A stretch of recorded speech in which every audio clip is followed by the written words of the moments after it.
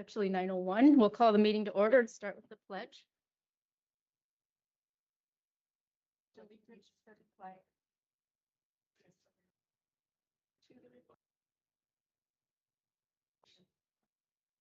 Indivisible.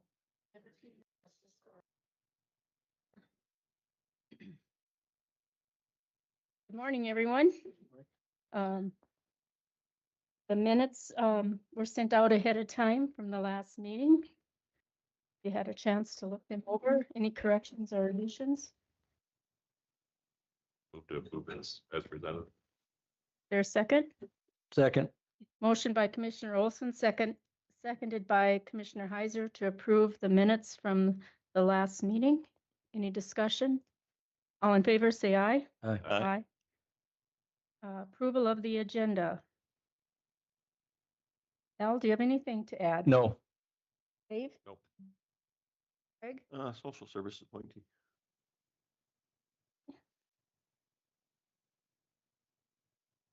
Hey, Bob? I have nothing. Sally? Can we add the yearly transfers? Transfers? Okay. Anything else?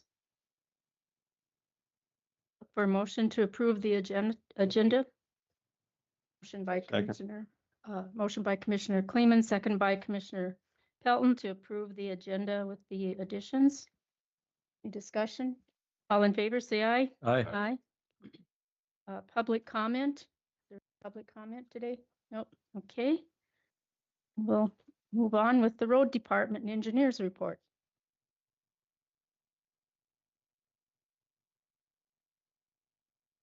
Good morning. Morning, Carl. Morning, everybody. Morning.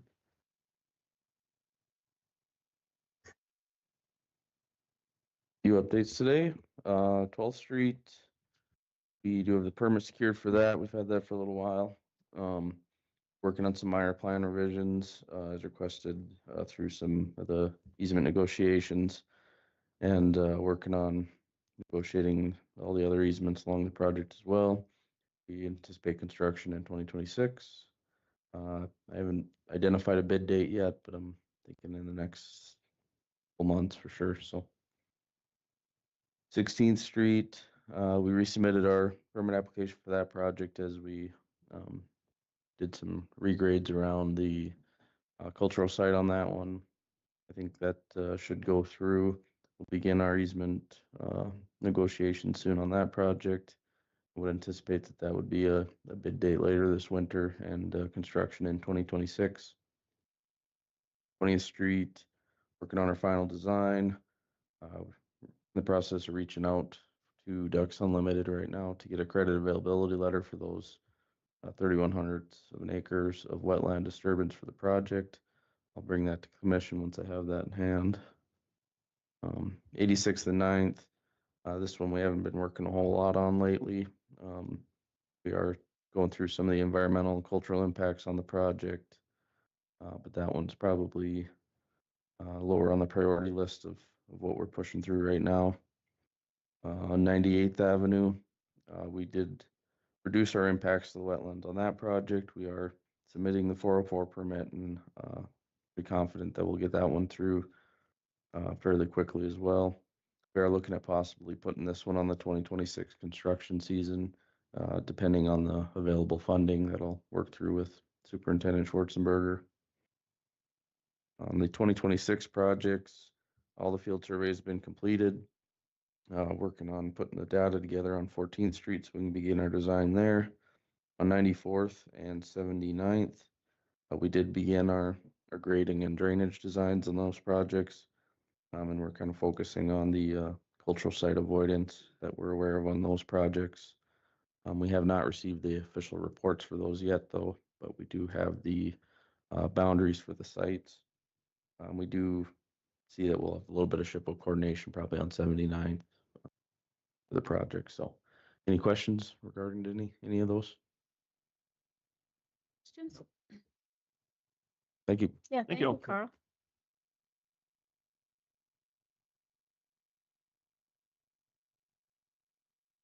Morning. Got some updates as well. So 119th I have listed, and that's basically just a placeholder, but kind of more of the action items would regard 99th. As you recall from the last commission meeting, Martin Construction had completed the grading of the roadway. And at that time, county forces were going to put a temporary surface down. They have finished that temporary surface. It's out there and it's functional. The project was suspended at the last commission meeting, and they'll get out there and finish this next spring as far as placing topsoil and seeding. And also, I believe the county will put on a permanent surface at that time too. So we verified the final quantities with Martin Construction, and we have a request number 2, Madam Chairman, that I had presented to you before the commission meeting in the amount of $248,472.69, and we are recommending payment. Madam Chairman, I'd move to pay request number 2 on 99th Avenue in the amount of $248,472.69 to Martin Construction. Okay, motion by Commissioner Pelton, seconded by Commissioner Kleeman to pay request number 2 to Martin Construction in the amount of $248,472.69. Any further discussion? Roll call vote.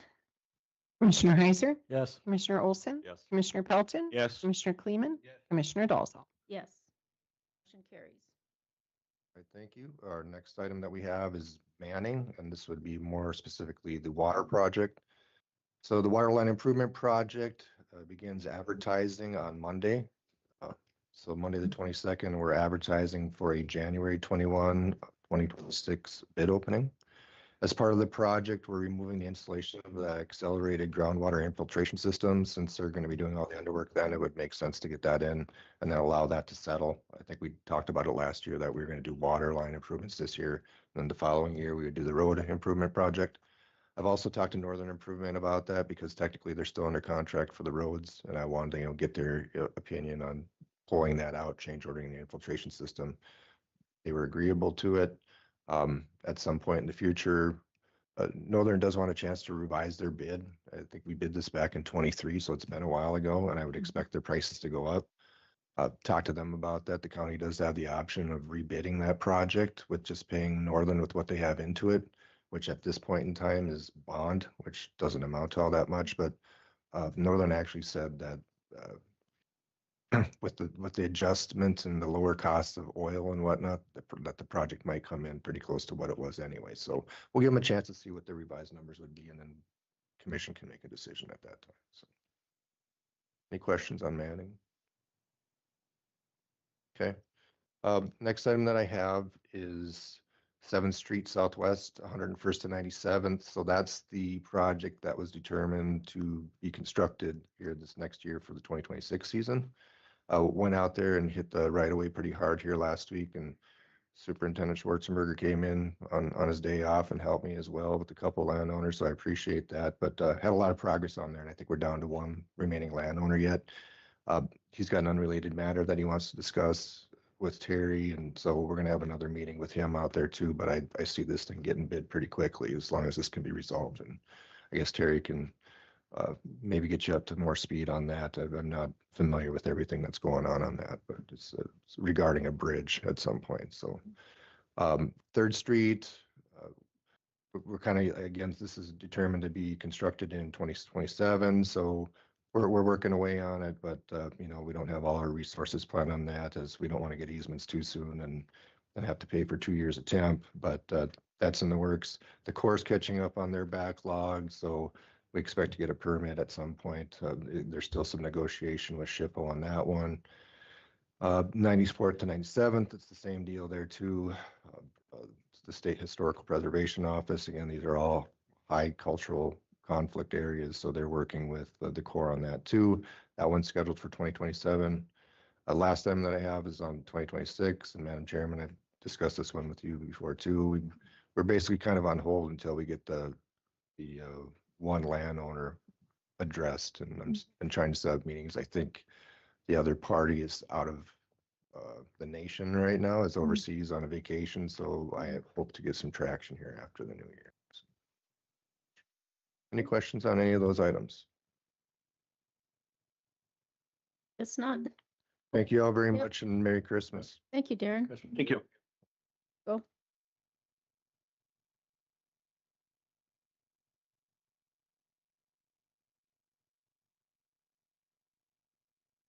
Jeremy? Good morning, Commissioners. Few remaining little things to talk about on the construction projects. 98th and 4th Street over by Dunn Center. Just looking at some quantity discrepancies to resolve, and there's some punch list items for them to complete, so no pay estimate for that project. Same thing with Pinewood Meadows, just a couple punch list items for them to complete, no pay estimate for that project. 3T is kind of the same thing, some punch list items and no pay estimate for that project. We do have one for 10th Street, 113th Avenue and 7th Street, the grading and graveling phase of that project. That's being built by Bronco Brothers Construction. We are recommending pay estimate number 7. The amount is $39,292.37, which would close out this construction season's pay estimates. I'm sure I'd like to make a motion to pay estimate number 7 for $39,292.37. Bronco Brothers for 10th and 113th and 7th Avenue Street Northwest.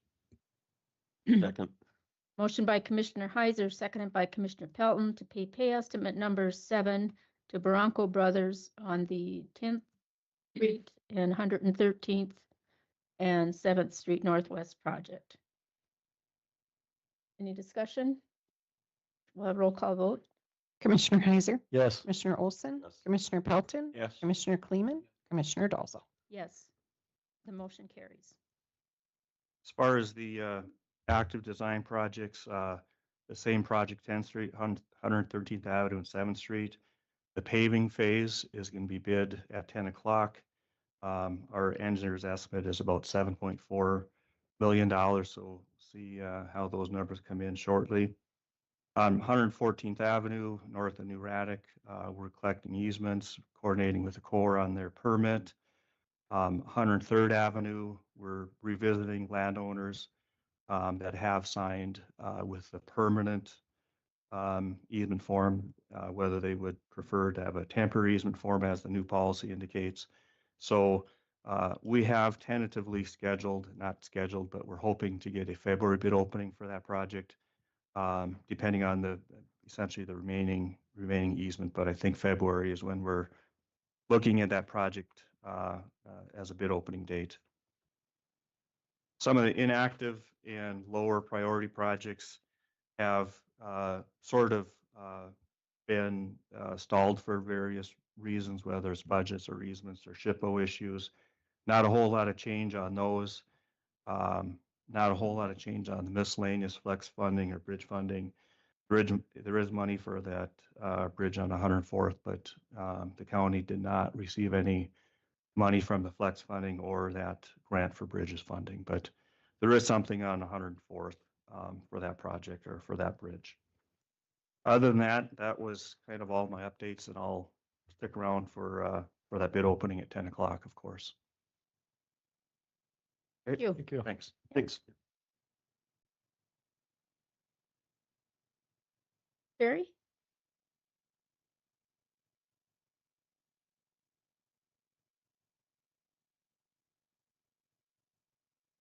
Morning. Oh. Morning. I guess there are no utility permits today. And I guess as far as the road department, I guess we're continuing to haul scoria. We're hauling on 12th Street out here. And they're working on trimming the trees in a bunch of the roads. So it's kind of where we're sitting at right now. That's about all I got today. Any questions? Well, thanks, Terry. Thank you. Thanks.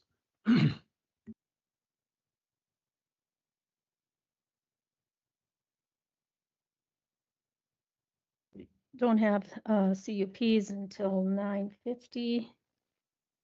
No utility permits.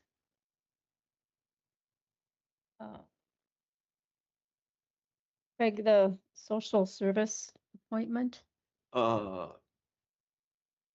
Dory Hauk has been appointed to serve for the legislature, and since she lives in Dunn County. Term is up. Reappoint, So she's on the board now. yes. Yeah, okay. When they moved it to So, legislature, said to have me on. okay, She's been on for 2 years now. We Yeah. just need to. okay. And I would so move to reappoint her for the next term. Okay. Motion by Commissioner Pelton, second by Commissioner Kleeman to reappoint Dory Hauk to the Social Service Zone Board. Any discussion? All in favor, say aye. Aye. Aye. Motion carries. Sally, the transfers. Take care of this. All right, so these transfers were built into the budget already for this year, for 2025. But I do like to bring them up and get your permission one more time. Because of the 75% that we can hold over for our expenditures and then also helping the other departments, I have the following transfers. JDA project development is 130,000. Transfer to the building fund is 300,000. Transfer to the veteran service officer is 20,000. The emergency manager is 75,000, and to the weed department is 100,000. And then for the road department, we normally do the 40 million. So I just would like approval for those to be transferred before the end of the year. Sally, the 40 million to the road department, is that needed, all of that this year? Or do we want to just, I mean, 20 million or? Yeah, Or what's your- we could definitely do with 20 million. We just have been transferring it to the road because we could definitely transfer 20 million and then transfer another 20 million to the PSC and courthouse remodel project. If we do that, we can just save it for that project and use it. And that would still put us in the year 2027 because you kind of have to move forward a little bit. But we would still have approximately 20 million holdover in the road department. So we And could do just that as. bring that up because if we were to transfer the full 40 million, once it's there, you can't take it out and use it for something else. It's dedicated for that. That's correct. So- Yes. So that's not gonna affect what we had budgeted in as far as his, it'll be fine. No, yep, they Okay. will. Yep, they sure will. So then, for the road, it would be, So we could do, instead of the transfer of the 40 million, we could do 20 million to the road and then 20 million to the capital projects fund. okay.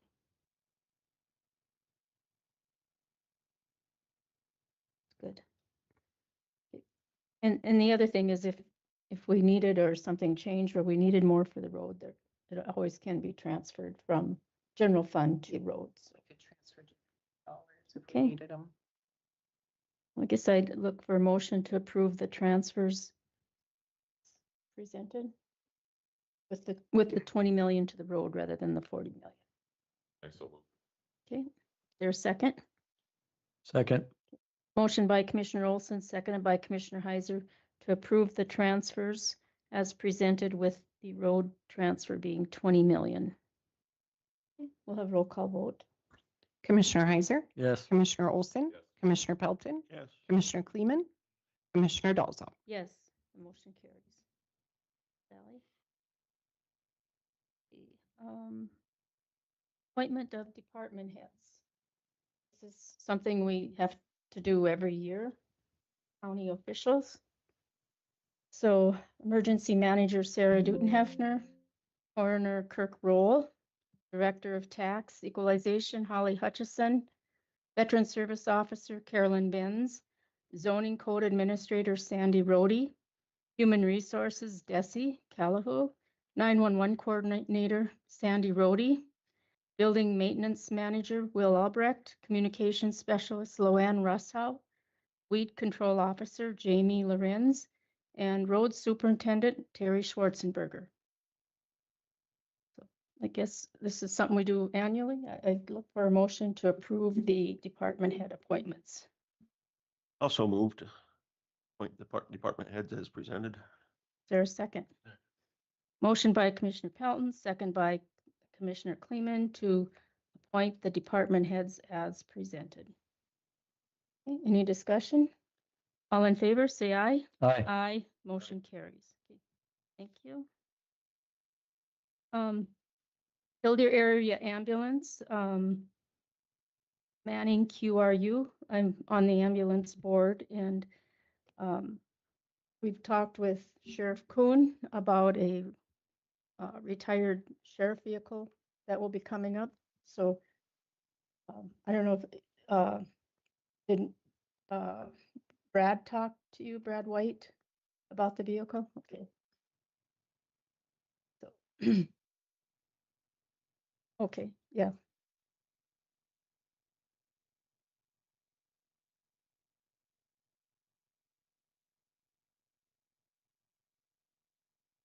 So the ambulance service has a couple people in the Manning area, and they're kind of looking to do with, like what the fire department did.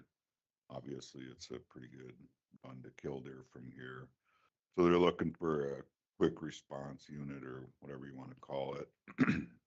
And they came to us and asked us if we had anything available. We have our old K9 Interceptor. It's a 2021 Ford Explorer Interceptor. Actually, that's not right. It's an Interceptor. And they would pay for the upfitting charges on it. We'd probably leave the radio in it for them, so they have a comm system in there and whatever else, the docking station if they wanted it. But they would pay for that equipment removal. It's got the K9 cage in it from Finn yet, so they'd have to take that out and re-decal it and all that. It's got over 100,000 on it. It's not. Still a good car, but it's not like it's, you know, brand new rate. It's got some miles. But up to you guys. We don't have a use for it. It would just get traded if we kept it on the next one. So if you want to give it to them, fine with that. So yeah, Brad White is lives here in Manning. He's on the Killdeer Area Ambulance squad, and the idea of the QRU is to be a first responder to a scene. So anything in this part of the ambulance district, he would be able to respond. Didn't So, we have one here a few years ago? yes, we did. Yeah.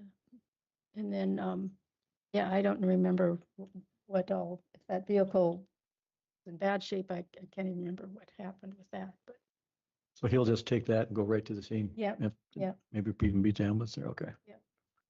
I'd make that motion to transfer that vehicle to the ambulance.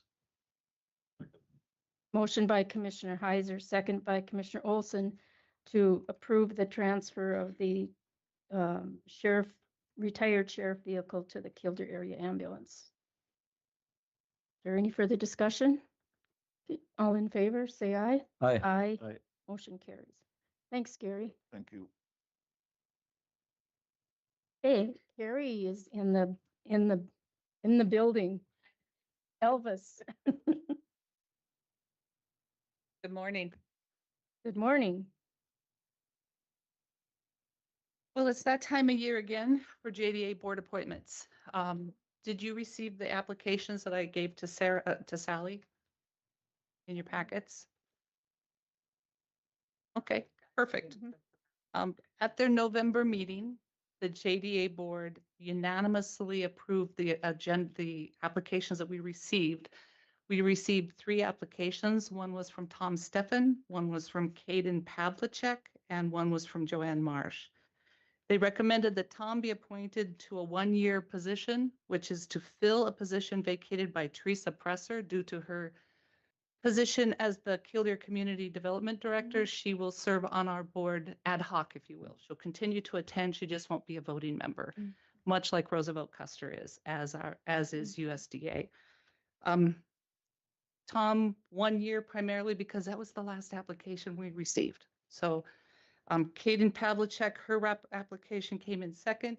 We have a 3-year position for her. Joanne Marsh has a full term application that came in first. And then additionally, Cliff Fairby, Daphne Hecker, and Shasta Blackford agreed to continue serving. So there are 6 that they approved and forwarded on to you for your appointment.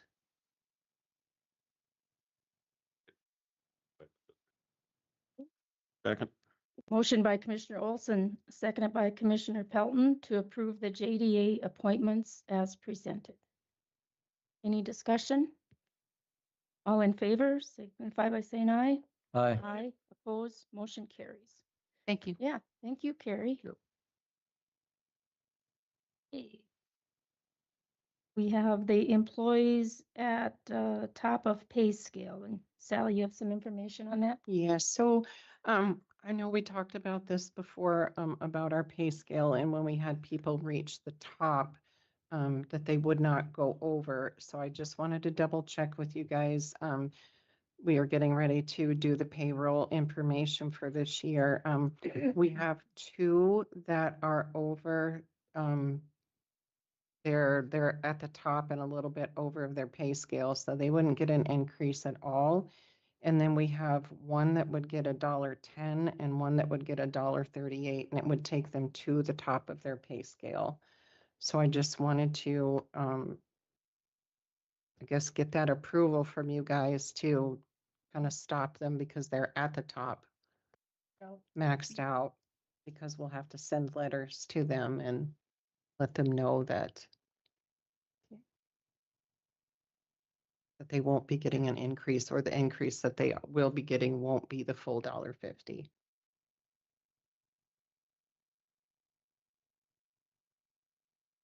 So that would be in accordance with what's in place already. Yes, So yes. I don't know that it would need any action other than if there's any discussion. We need a motion on that, or? Well, I wouldn't, well, we can, but the thing is, it's It's already it's a rule. it's a rule, yeah. So I think we're good with. Okay. Okay. I will send them letters then, Sounds just letting them know. Okay, want to take a look at the vouchers right now. Jen sent them out to us.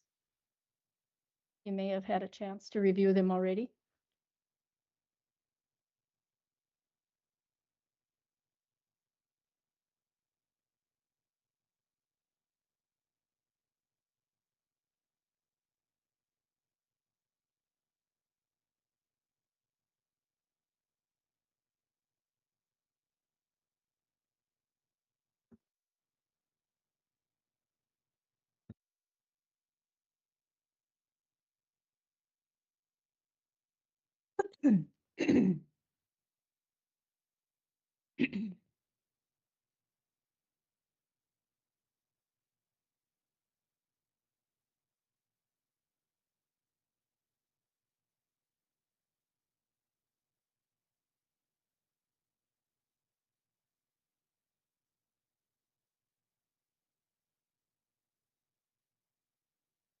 So Dave, on the shooting complex, that payment, which I know we agreed to, is everything kind of in place now, or? Most of it is. I mean, the big majority of that was just purchasing the building, the land, Mhm. you know, big part of that. Our trap thrower for the second house, which is, so that should cover all the concrete that was poured this fall for the rifle, the pistol range, the archery area.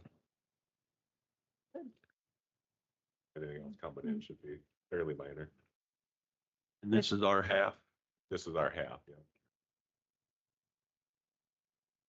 Is it ready for the archery season now? Yeah, or we met up pretty with much? the crew last Saturday and built the backdrop and everything and Okay, got her good. 90% ready, and I think they're doing a parent meeting yesterday.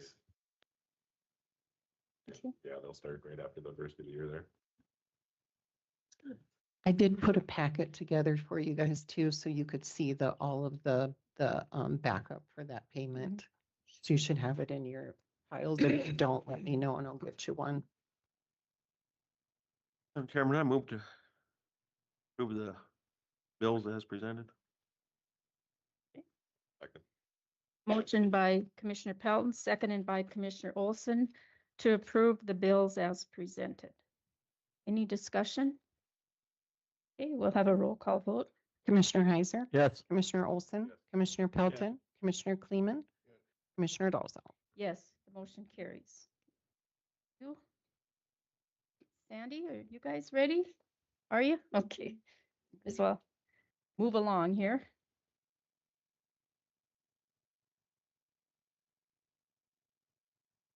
Good morning. Morning. The planning and zoning met last Tuesday night and they are making a recommendation to the Board of County Commissioners to approve the replat of subdivision out at Dolls. They're just kind of cleaning it up out there. And so that's the only item we have on our agenda this morning. They buildable lots, are they dividing out over there? They aren't dividing, they're purchasing back half of a lot that they had sold a few years ago that is going to be for hayland. And then they're just going to follow the fence line. So they're just kind of cleaning it up. So it'll remain everything the same. Madam Chair, I'd make a motion to approve the public hearing for the replat of that western edge, or no, excuse me, the Fisher subdivision. There's a second. Second. Motion by Commissioner Heiser, seconded by Commissioner Pelton to approve the replat of Dahl's subdivision as presented. Yep. Okay. Any further discussion? All in favor, say aye. Aye. Aye. Motion carries. So Commissioner Dalzell and Commissioner Pelton, at the break, if I could have you sign the plats, and then also county engineer or engineer Rhodey too needs to sign it. If I have a couple minutes, I'd like to share something. I don't know if the new commissioners know, we have a fund in our in the county, and it's for cemeteries, to help with cemeteries, if improvements. So we did help. A Manning Cemetery's sign got vandalized. I believe it was last year. So they asked us for a little money to help them fix the sign, and we gave them $1,000, and they did send us a nice thank you for that donation and helping getting that cemetery sign back up to where the original. So I think we're using that fund very well. It also helps, like, if you notice, they're taking some of those cement tops off because they're crumbling, and then they're blowing and then fixing those up. So that's what that fund is for. Okay. Thank you. Yes, thank you. How's your fund balance doing? Well, right now we still have 9,000 in it. I do know that your mother is going to be, Darlene is going to be submitting some for me. It might get down then, and then we'll have to come back and ask for some more money, because I've been talked to, Halliday's talked to me, some in New Raddick. There's a cemetery south here that Mike and I are handle this, that really needs a little bit of work out there too. Some of the graves are sinking, and so we would like to preserve that and get those taken care of, but that's a next spring project. Okay, Thank you. thank you. Thank you. Tim, do you have anything to say? You're so quiet. No. Just kidding. Yeah. Okay. All right. Do we want? Yeah. Okay. So I guess until we have the bid opening at 10 o'clock, kind of taken care of. Any portfolio reports? Do you have anything?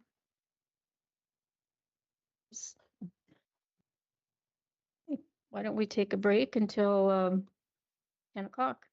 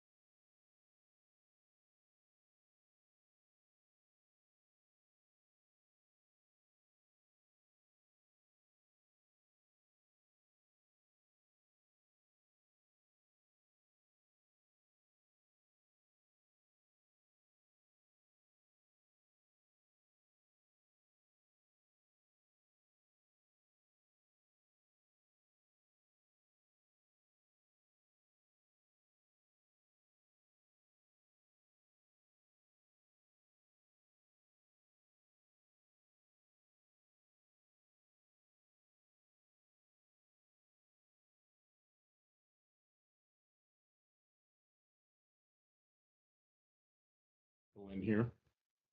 Okay. The government, what government? Okay. So it's 10 o'clock. We'll reconvene and Good. move forward with the bid opening. Had it here. Oh, letter opener. Yeah, I just had it. Jackknife out.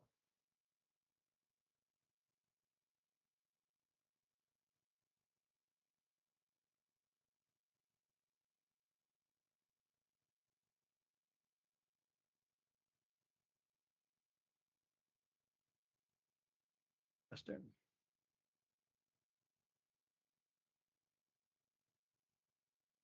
Okay, our first bid for the paving project is from Anderson Western. Total bid price, $5,990,000, $813.70.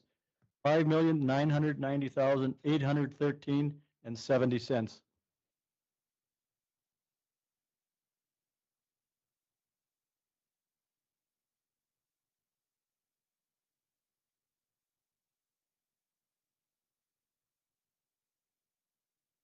Keep that up pretty good.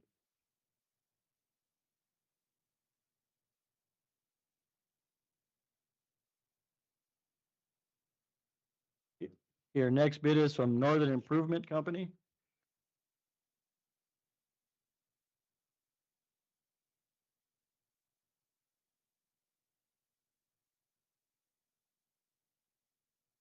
Okay, total bid, all items, $7,763,117.84. $7,763,117.84.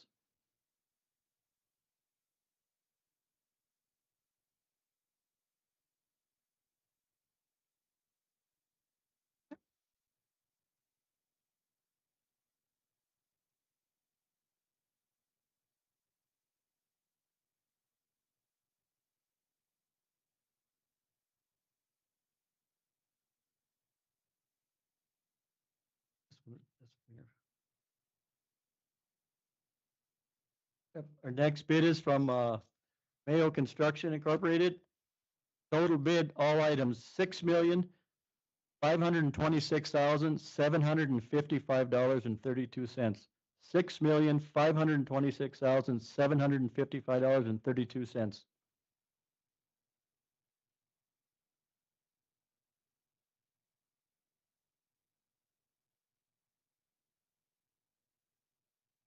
Okay.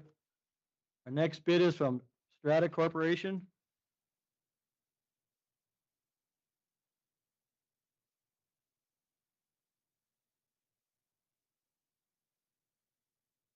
Total of all bid items, $6,654,209.74.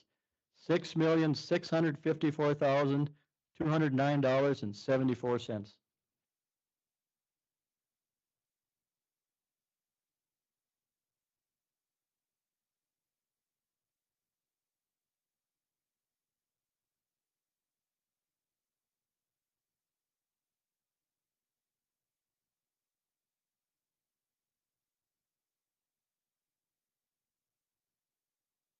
Okay, the last bid we received today was from Central Specialties Incorporated.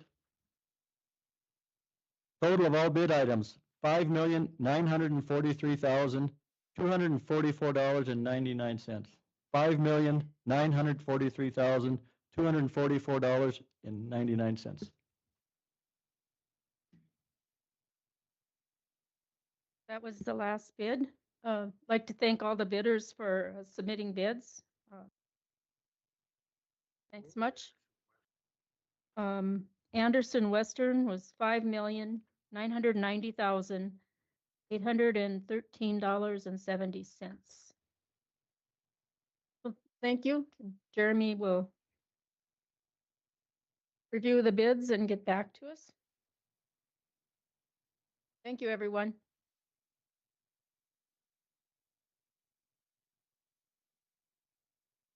Why don't we go ahead with JLG and JE Dunn, and may take longer. We may break if Jeremy comes back in.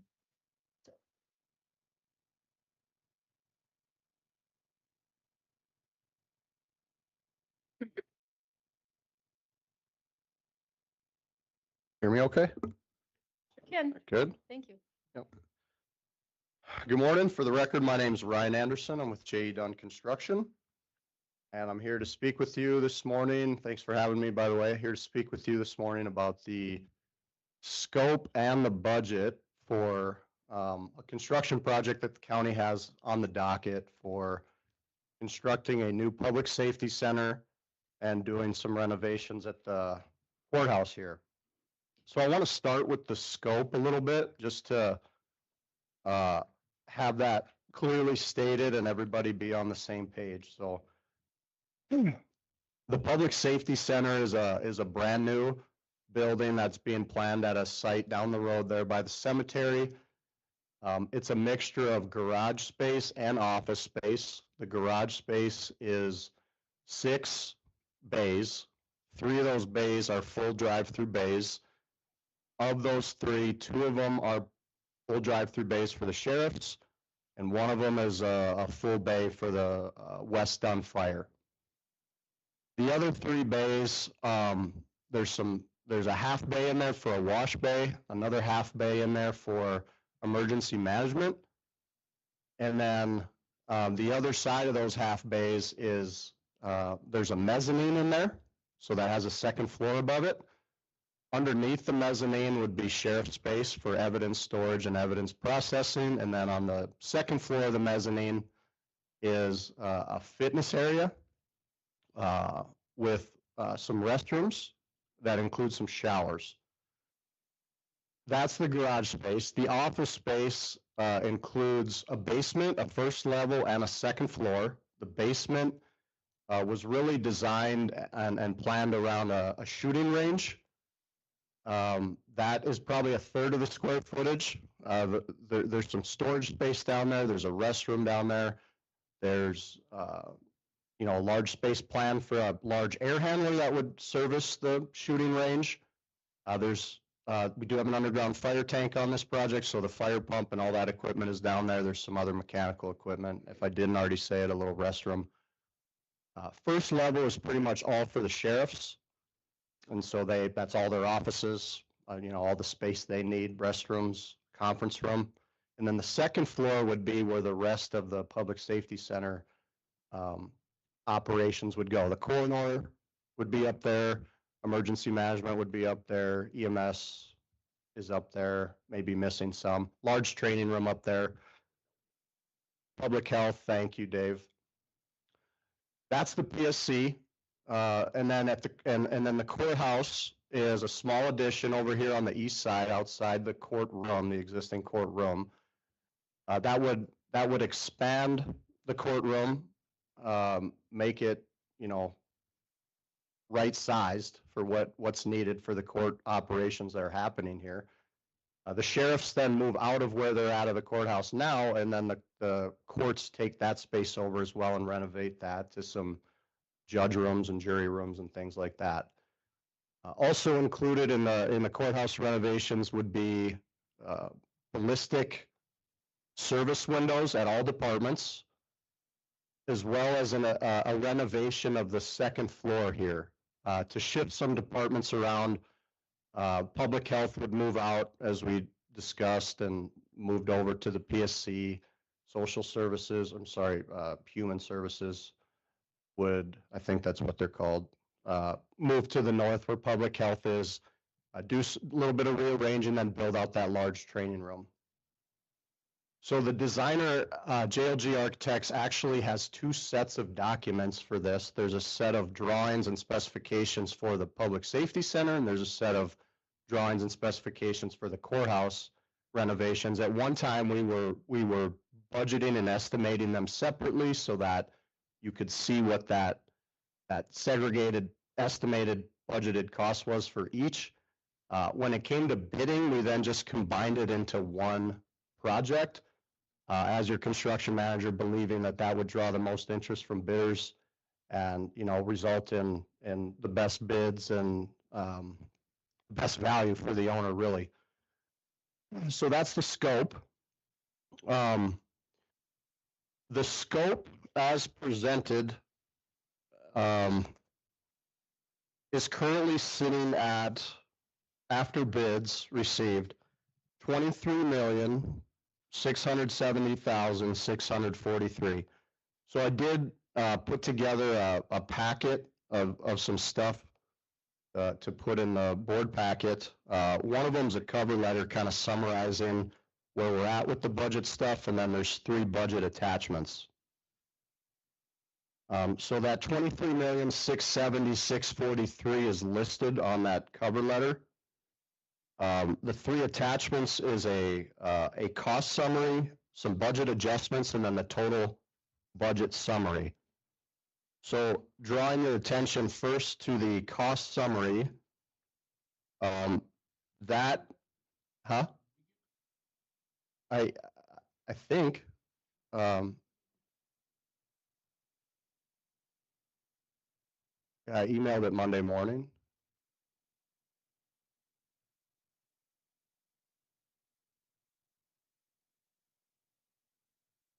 You were on there unless I somehow screw up your email. You been getting my other emails?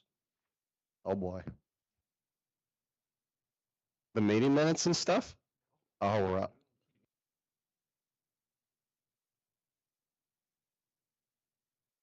Should we make copies or anything real quick? We can make up.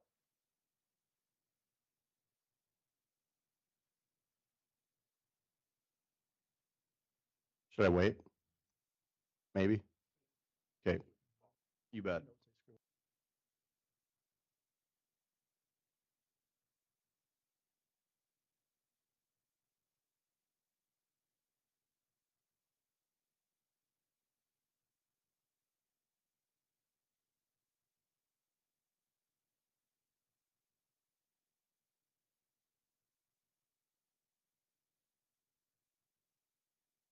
Yesterday. Or wait, no, yeah. Oh, man, days just fly by. 15? Yeah.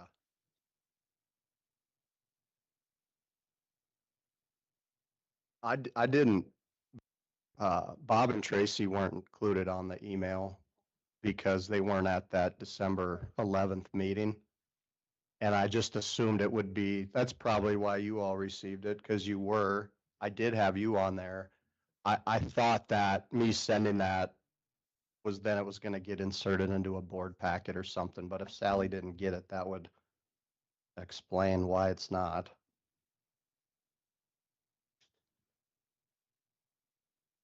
I'm going to look now and see, what do we have for you on an email address?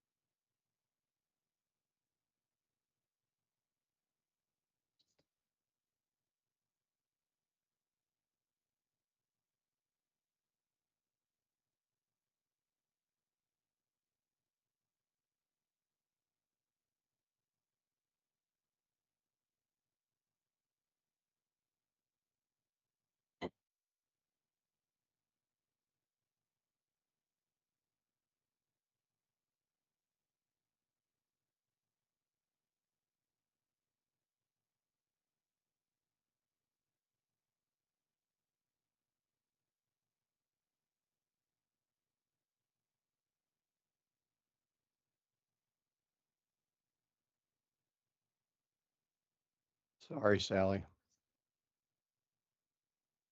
Don't look for your check in the mail, it might not be there. That's a fact. She sent it by email to the same address you've been sending hers. I might get a check if I send her an email.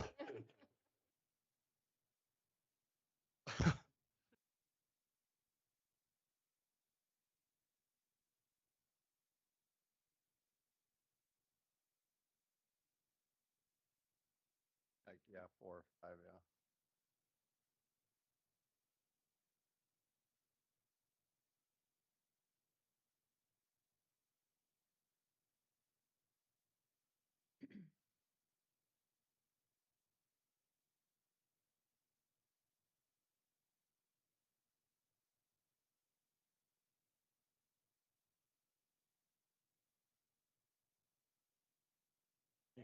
Thanks, Luann.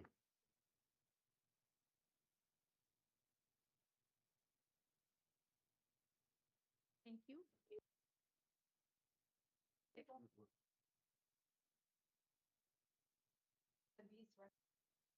Yep.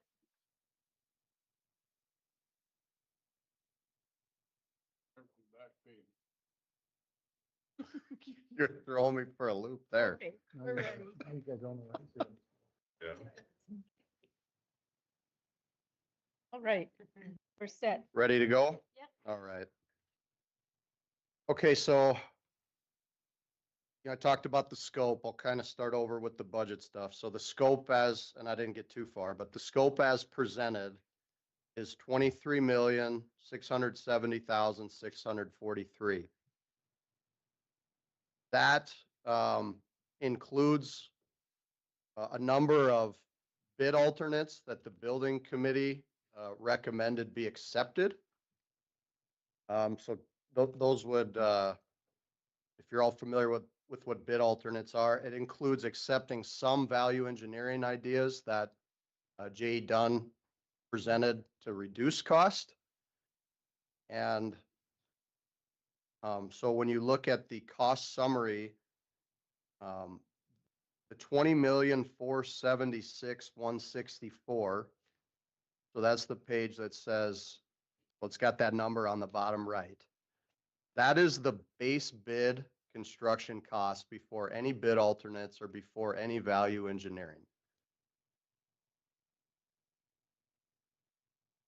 The next page that says budget analysis summary and budget adjustments on the top are and there's a colored coding of the statuses listed down on the left-hand side. That's a list of 37 items that either added to the 20,476,000 or took away from the 20,476,000.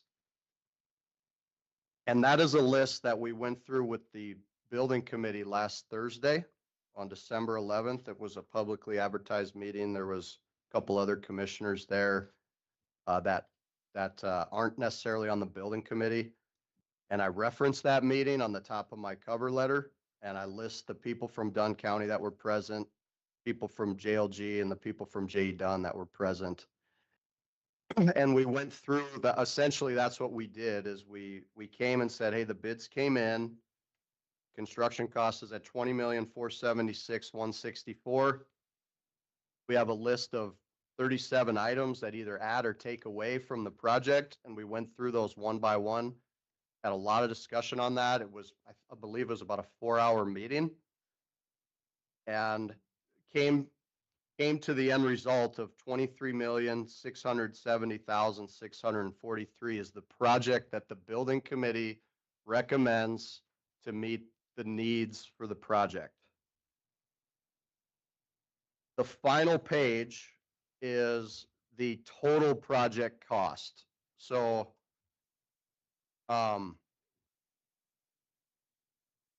when you revert back to the cost summary that shows the 20,476,164 in the bottom right, you can see that includes a contractor's contingency of 596,393. When you flip to that last page that shows the total project budget, you can see that those two are kind of in separate little segments, but at the end of the day, it's totaling to the total construction cost. You see the total construction cost in about the middle of the page there. And so the 19,879,771 is coming from the bottom right of that first page where it shows. So it's the 19,879,771 plus the 596,393 of contingency gets you to the 20,476,164. So back on the last page, you got the 19,879, 771. The amount of items that the building committee accepted that said we agree that we can take these items out of the project, reduced that number by $750,000, which you see as the second line item on the right, on the far right column. And then the building committee added back in 1,163,488 of items. They said we need to put these items in the project to get what we determine as the building committee to be the needs for the project. So then the contingency is a multiplier, a 3% multiplier. So that contingency went up incrementally to 608,797. Total construction cost $20,902,056. There's a site acquisition cost of $500,000. You see that moving down on the right column. Soft costs for the public safety center would be $1,298,376. That includes all the design fees. That includes, the soils report, fixtures, furniture, and equipment. Any cost outside of J.E. Dunn's construction contract that are going to be needed to finish the project. Courthouse soft costs below that at $343,150. The soil correction, we show that as included in, it says GMP, which is a guaranteed maximum price. That's included in the construction cost now. That was a line item when we were tracking the budget previously. That came up very late. And so at one time it was not included in the construction cost. We just put a number to it. It showed up very late. The drawings and the documents were essentially done and ready to go out for bid by the time the soil correction came to light. The drawings were done in like mid-October. The soils report came out in mid-September. Then J.E. Dunn took that, digested it, read into what it was saying that was required, is basically saying there's bad soils over at that site and that the entire building footprint has to be over excavated to 5 feet below all the footing elevations and replaced with sand material. It's fat clay in the building footprint. And at one time we had estimated that to be a $600,000 cost. The bidders are actually saying it's a $350,000 cost. And you do see that line item on the budget adjustments as line item number 33. Do feel there's some strong possibility to do some additional testing and try to get that soil correction reduced. It's just a difference of opinion in engineering at this point, and there's really not enough information to go by to arrive at a final engineering recommendation. That the soils report is a very conservative recommendation, and we would like to see, and we did have a third-party peer review completed by a separate geotechnical engineer on the soils report, and we really do at this point feel there's some strong possibility that we could reduce that. It's currently included in the construction cost, and that's why we have it listed as a pending item, because we don't have the geotechnical engineer of record saying at this point in time that we can remove it from the project, but they are saying we agree that more testing would be prudent and that soils report is a conservative recommendation. And with more testing and more time, there's a potential to reduce that cost. We don't have enough information today to pull it out, so it's in.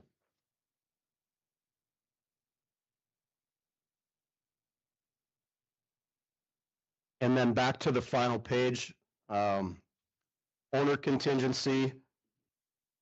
We show reducing that a little bit. It was previously being carried at 5%, and I don't remember exactly what percentage we've lowered it to. But now that all the bids are in, there's some risk removed from the project, the fact that we have bids. So we recommend lowering the owner contingency to $627,061. And that's where we're getting the $23,670,643. Now, not here today to ask for acceptance of a guaranteed maximum price, because $23,670,643 is over budget. The county so the commission set a budget at the December 18th, 2024 commission meeting of $20 million. The, I will say for certain that the program scope has changed since that time. The site, I mean, the two very low hanging fruit items are that the site moved from being over here at the sample site on land that the county owned to then having to acquire a piece of property down the street for 500,000. That was done just based on different site constraints. The amount of traffic coming in and out of there at that location, the consolidated telecom fiber shack that's right there, that would have to be relocated at a significant cost. At the end of the day, when 20 million was approved, site acquisition cost wasn't accounted for in that, and that came up. In addition, the soil correction came up, and, you know, quite frankly, bids came in higher than we expected. You know, we bid a lot of projects in the region. We use recent projects and how they were bid and how the costs come in to as a part of our estimating. And the last 10 projects we bid have been under budget, and for whatever reason, other than the market determined, this project was not. And so I just want to say, you know, as your construction manager, we don't determine what the project needs are and the scope are, and we don't, you know, that's done by the building committee that says this is what we need to make this project whole. We also don't determine the costs. The subcontractors in the bid market determine the cost. It's just our job to estimate it in advance, which, you know, again, we had some miss there. To the tune of about 5%, I would say. The bids came in about 5% over budget. We are sensitive to that. We came with a lot of ideas to reduce the cost. And at the end of the day, the building committee said, no, we don't want that for this project. And in addition, we want to add other things into the project. That's what's going to meet our needs. Construction manager doesn't determine the needs, so don't shoot the messenger. And I apologize, the bids came in over. It took us by surprise. So between the site acquisition, the soil correction, and the bids, and then the owner putting several more things back in the project is why we're, you know, close to $4 million over the 20 million. So again, we're not here to ask for approval of a guaranteed maximum price today, even though we could give one. We need, as your construction manager, we need direction on, we have a building committee telling us to meet the needs of the project, it needs to be close to 24 million, and we have a commission direction of 20 million. We need to try to reconcile those things. And so, open to questions. I do think there's plenty of opportunity to reduce cost. I don't think the building committee's, you know, wanting to do that until they know they have to. Maybe they don't have to. So open to questions. I think one of the first orders of business would be, you know, would the commission put a motion on the floor to approve it as presented at 23,670, 643? I mean, I think we need to get that off the table or whatever, you know, right away. And you know, if not, then the discussion goes from there and the options go from there. But that's what I have open to questions. Sorry, one last thing then. Based on whatever direction we receive from the commission here, then we would go back with the building committee to then work towards bringing a guaranteed maximum price that aligns with the commission's expectations.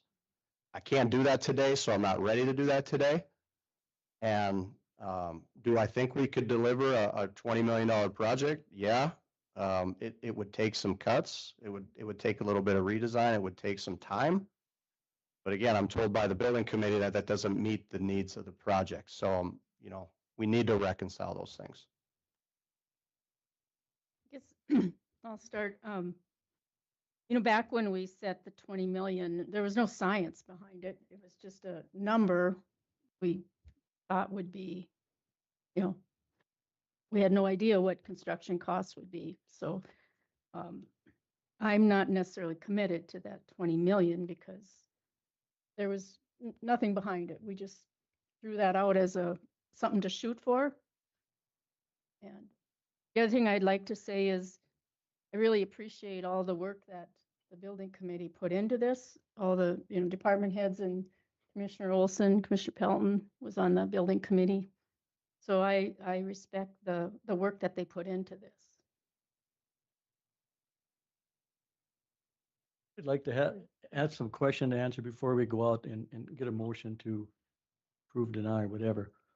If you don't mind, I'd like to bring up some points, and you've all got my sheet and some of my questions and answers, no, yes, whatever, but I think by me putting them there, it was just so, how can we push this down a little bit? Not to say that this is set in stone.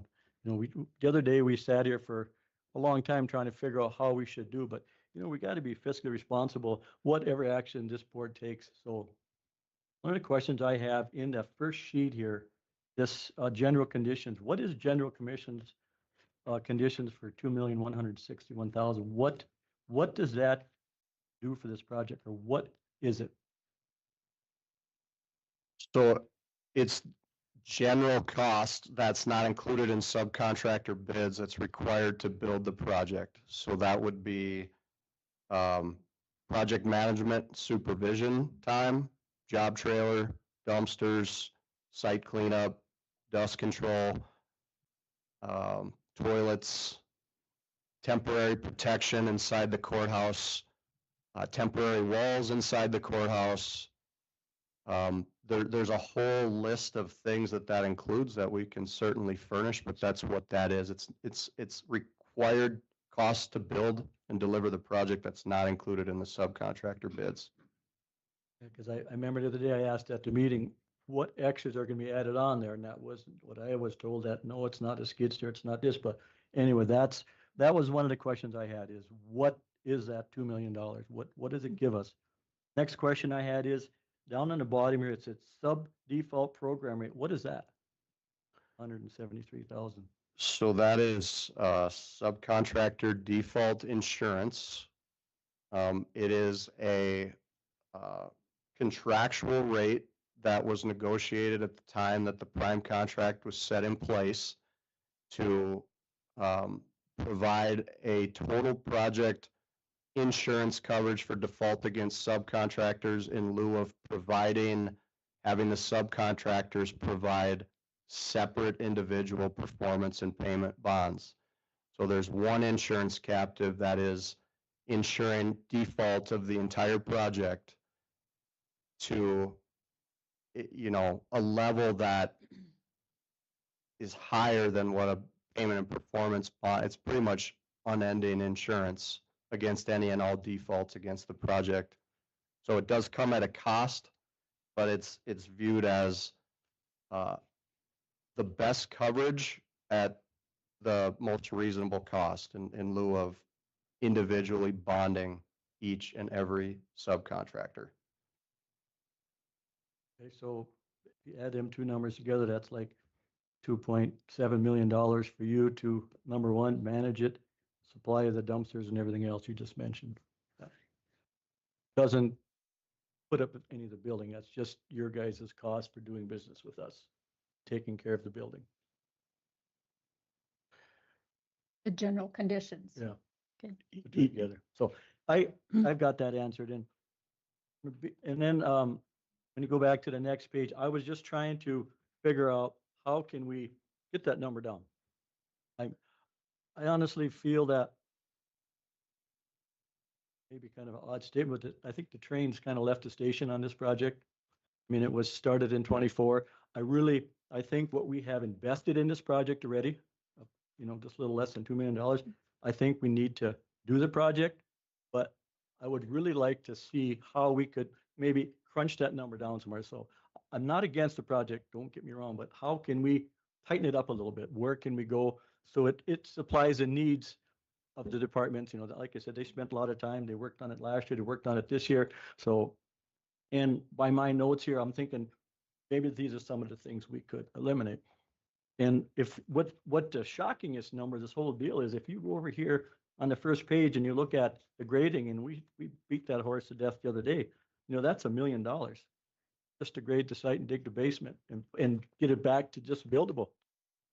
I did quite a bit of research on some of the stuff here this week already, and I think that number, we could chop that down by the county themselves, when we talked about that, our own forces. So I think that's a number we could get down, but I guess at the end of the day, how can we bring this number down so it's a little more palatable? So There's a lot of ways, and just quickly, some things I would say would be, don't do in-floor heat for $250,000 would be a easy low-hanging example. I do think that if the shooting range is not going to be built out, then there's not a whole lot of need for the basement. So, you could get everything, the basement comes at a cost. It's there really, like I mentioned earlier, the shooting range, the whole planning of the basement is around the shooting range. And the fit out of the shooting range is not in the project right now. The fit out of the shooting range is $800,000. So if the shooting range goes away, I think the basement can go away. There's a lot of ways, because we presented about $3 million of cost reduction. To get it really close to 20 million, we weren't quite there. And again, the building committee said no. So I think the reason I'm here presenting something at 24 is because the building committee needs to hear from the commission that we ain't spending 24, or they need to hear, yep, we are spending 24. And then I think the seriousness of them saying yes or no to things, or yes, this is in or out of the project, changes. But I think this is just, that's why I'm not here to present a guaranteed maximum price today. I think we need to get past this part first, so the building committee knows what the direction is. Because I think they strongly believe that 20 million is not the right number. And so in their mind, 24 is, but that's ultimately up to the commission to determine. I believe what Tracy said is true. That was kind of a number. We do realize that there's other things, inflation and costs, it went up. So, but like I said, if we could figure out some way to, if you go back to this second floor up here, it's $600,000, but like we talked the other day, per square foot, we'd never ever be able to do that again at that time. So like I said, don't get hung up on, I know on these here, but I just trying to figure out a way, and we'd never be able to redo that second floor again, I wouldn't think, for that kind of money. So I'm just, rest of the board, I'm gonna zip it up here and let's hear from them how they feel. Yeah, I just want to make one comment to that. That is something that came up, I'm glad you mentioned it, because I failed to mention it. That is something that came up repeatedly that we can't argue with. It doesn't pay to wait. It always costs more later. There's opportunity cost that's captured when you do it all at once. That's why we took the two projects and combined them to one, because the subcontractors view that as, I'm already here. There's opportunity cost. There's also escalation and inflation. We conservatively estimate that at 1.25% per quarter. So you wait 1 year and it's 4% more. Several examples were brought up with the weed building. I'm told that you're looking into adding a bay to the weed building because that wasn't there at the outset of the construction, even though people talked that it should have been there, but they wanted to cut costs, so it wasn't built. Now you got to build it. Now it's going to cost more. The courthouse itself is an example of that. That was brought up, that the courtroom wasn't built the way it should have been. There was concessions made to try to work with what we got. Now we got to do it. Now it's costing more. So I do think that is a big consensus from the building committee, is this is what we need. We can shop this thing and come back and do it later some other day, and it's going to cost more. So I'm glad you brought that up, and I think that's a good point, because as your construction manager, I would never say that play the long game and wait it out and it's going to get less expensive. One other comment, I sat down with a reputable general contractor, and we looked at these numbers, and he honestly said, Al, he says, I think you got a good number. He says, I know all these contractors, they're going to perform their work. And he said, you could bid this thing 10 times more, and he said, you're not going to get a better number. So good to know. This is where we're at today. So guys, I think we've done our due diligence going through and planning this building. We cut where we could cut, and the add-ons we added, I think we're justified, to get the right product at the end of it. Well, I think we've gone it's been a full year process with a whole lot of meetings with a lot of people that put a lot of effort into it here to get to where we're at. So with the 24, would that be GMP then? Yeah. Well, that wouldn't be our GMP because that includes soft costs and owner contingency. The 23,760 would not be our contract value. You would find our contract value on at total construction cost at 29,02056. I believe that we can cut. I mean, I think we gotta have we started at 20 million. I mean, we put in everything that they want. I think we can cut back a little bit on this, save us a little bit of money yet. Through it, what parts do you think you want to cut out? I don't know if we need the upstairs done right now. We don't. But now we don't know when we're gonna need it. If we'll ever need it. You cut it out now and it's gonna cost you twice as much next time. Yeah. But we don't know if we're gonna ever need it. $55 oil this morning, go down to 48.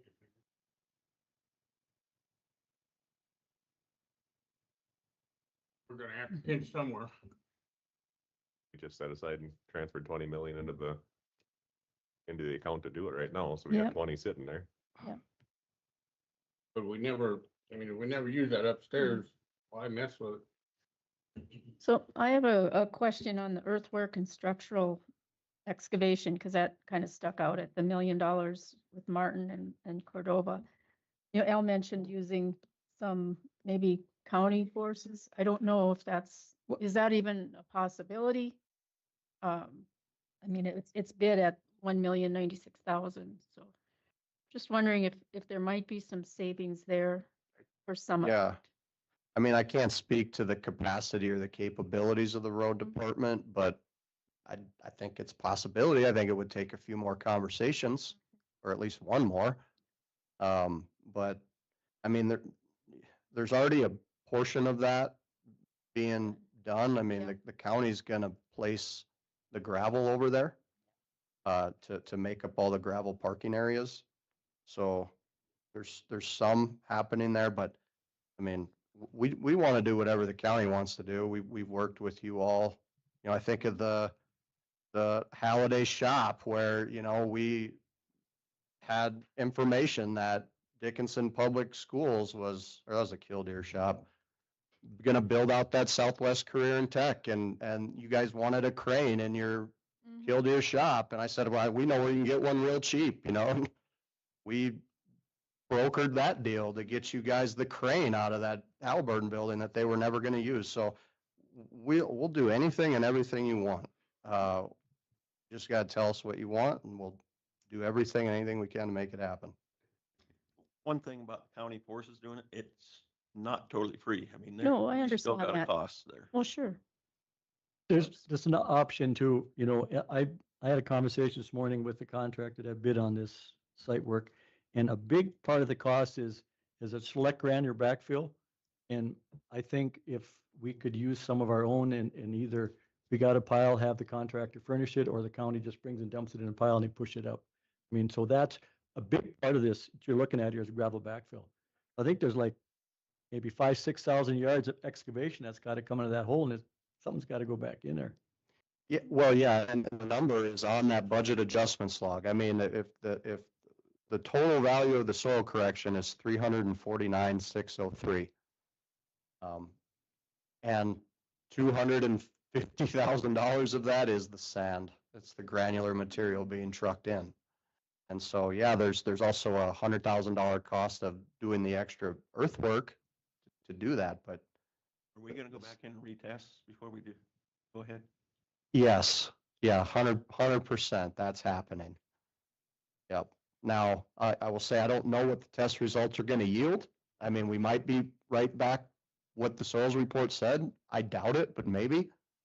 But I don't have the time and cost timelines back from the geotechnical engineer of record yet for that, but yes, we are doing that. We are doing additional testing to see if that can go away. Just for a little more information here, that when I did talk to another party that's done technical work his entire life, and he definitely agrees, let's go back and check it just to see, because like he told me, he said the footings and the walls can hold the swell, but he said the floor can't. Well, I think the basement's gonna be what it's gonna be, so I think we just gotta put that number in and hope that it's gonna come less, and maybe we can supply some of our own material. Like you said the other day, the material costs are $30-some a ton. We probably can get it less than half of that out of one of our stockpiles if it passed the gradations at what they think is best for there. And another thing he also said too, he says, you know darn well, whoever stamps that set of plans and say it's gonna be okay, he's gotta be okay with it, because if something goes south, his stamp is on that set of plans, so guys gotta be careful there too. Yeah, that's a good point, and we've ran into that before where geotechnical engineers have differences of opinion and we stall out because at the end of the day, it's who's the engineer of record that has to put their name on it. But I do, in my conversations with the geotechnical engineer of record, I mentioned this. I mean, he's open to the additional testing. He agrees it was a conservative opinion. Let's do the testing. And I do think we're going to see some positive movement on that because there's a lot of fat clay around here. There's a lot of buildings that are built on fat clay. They used to just be built on no problems. But when things go bad, they go bad. But a lot of times what we see is just a 5-foot correction below the slab so that the slab doesn't heave. And then they're usually not worried about the footings because of the weight. You know, there's 4,000 pounds a square foot on these footings because of the load of the building. And this one has 5 foot below the footings, which then you put the basement in there too. You end up with very deep excavations and a lot of material that has to be trucked in and go back in. So it is significant. And I do think that, I don't know if we can get it to go away completely with the engineer of record, but I'm hoping, like, can we cut it in half? I mean, even that would be a good day. Well, would it be appropriate to go ahead with the proposal, not necessarily gross maximum price yet, because there's a few things to work out, but to know that this is kind of where we're at? I mean, a lot has went into it, and you guys had spent the meeting with the building committee going through line item by line item on what you felt was needed and should be included. So I don't know, by going back and making more cuts or adjustments would be reasonable at this time. The big, It's ultimately the big what- ticket items out of here is what? The shooting range itself? Or is that in You're there? talking about how to reduce No, the no, budget? is that in this 23 million? Up and not, Yeah. you know, It's just a rough in Yeah. basement? Yeah, so item 36 is if you take this, if you reduce the square footage of the basement by just the amount of the shooting range, that's $207,000 deduct. You can see that the building committee rejected that. So currently the full square footage of the basement is included in the numbers that we're presenting today. One could reasonably argue that take 200,000 and times it by 3. If that's the square footage of the basement, the value of the basement is 600,000. Now, I don't think all that money can go away because we have a fire tank and the fire pump has to sit in line with the fire tank, which is buried below grade. So we need that fire pump down in a basement. So you would still have some small square footage there. But just rough shooting from the hip math, I mean, you could you remove the basement and you can save $600,000. However, that goes back to if we ever want a shooting range, how can I have the space to put it?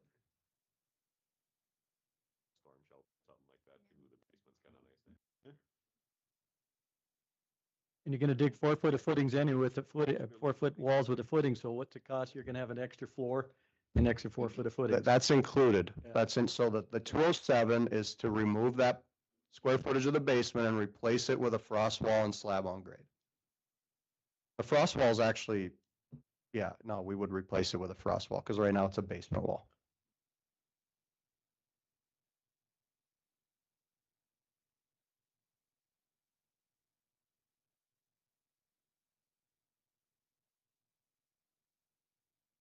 You could get a lot closer, but upstairs is valued at, that is item 12. Yep, 608,000. And then we just talked rough math on the basement at 600,000. So 1.2 reduction there. So that would get it, you know,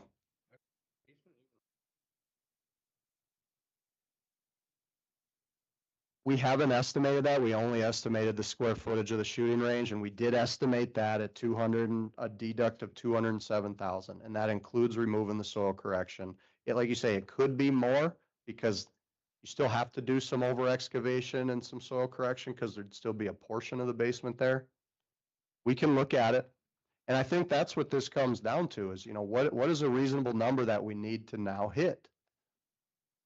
And I don't know if there's like a happy medium, like give you, you know, we'll give you 22, you know, hit 22 or hit 23. I mean, there's ways to hit it that just, for the reasons I gave, the building committee is, they have their opinions and where they're at. Dave's expressed some of them as well. The other thing I see, there's 1.2 million in contingency. And yeah, we could use that, but probably not, in all likelihood, we would use all of that. We're at 627. Owner contingency and then construction at 608. Yep, So, yep. And, you know, that, we already know, a lot of times it's, you know, the site, we already know that cost, so. yeah.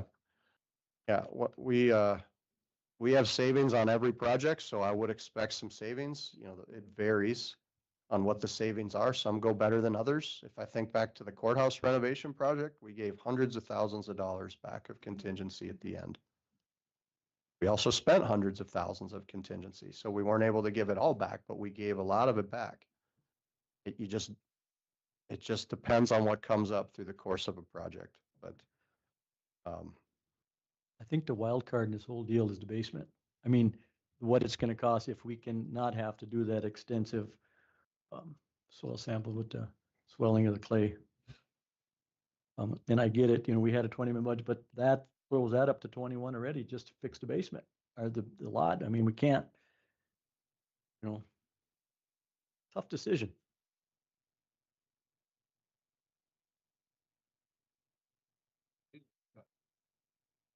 okay, See what, see how close you, okay.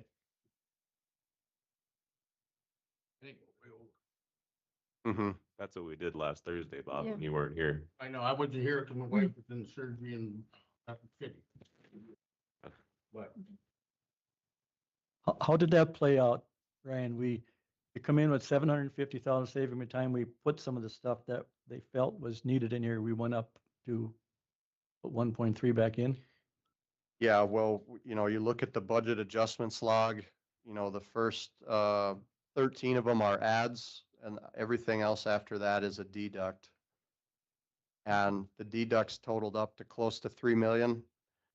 There's a little nuance to that because you couldn't have accepted all the deducts. You know, for example, if you accept 15 and delete the fire equipment bay and the restroom, you can't then turn around and accept 16 and delete the restroom again.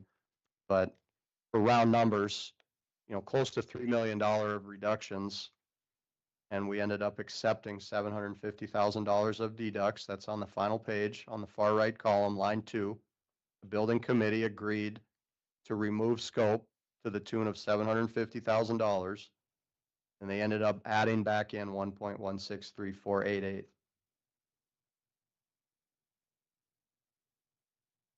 And that's all, the math on that is all on that sheet of the green, the yellow, and the red. Anything green or anything yellow, well, yeah, I can't be that general about you have to look at each item and we could go through them one by one. I don't know that you want to do that here, but yeah, we spent 4 hours with the building committee. Yeah. Yeah, like I said, we beat the horse and I think we really had some good reasonings why. And I think we threw out the things we thought we could get along without. I said, I looked at this a lot and when this came out the other day, I really shot around on it and I don't know where we can start cutting more than, other than, you know, some of that Craig brought up or, so I think we cut what we can cut, honestly. Yeah. We went through and, yeah, you can cut the in-floor heat out, but then quality heat goes down, efficiency goes down, everything. I mean, everybody knows in-floor heat's kind of the It's- best one you can get. it's you a know. Cadillac, but I Yeah. don't think that people are gonna be working and running, standing on the floor all day long like they do in a county shop in the wintertime. So, I mean, like I said, I was just looking for areas to trim a little bit, so I don't know.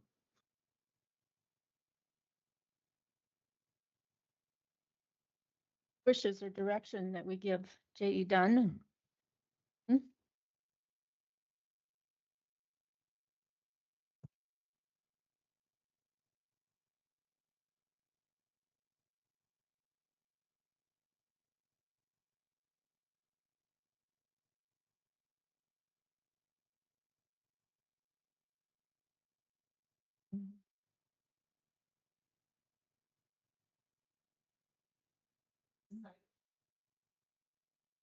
Mhm.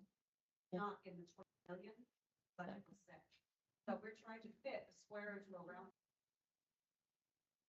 20 million, just change the scope and keep, just look at land, square, the job change.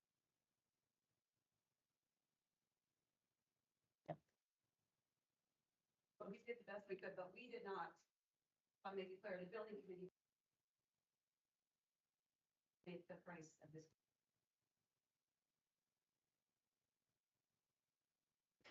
Well, except in the accepted alternates. I mean, the alternates were not included in the 20 million. So the building Yeah. committee, I'm not totally disagreeing with you. And I did say at the bottom of my cover letter that since the time the $20 million budget was set, the scope has grown through the process of establishing the program needs for the project as determined by the building committee. The planned project site location was relocated, resulting in an incurred cost of $500,000 for site acquisition, and a soil correction cost of $350,000 was recognized to make the revised site suitable for construction as determined by recommendations of the geotechnical investigation report.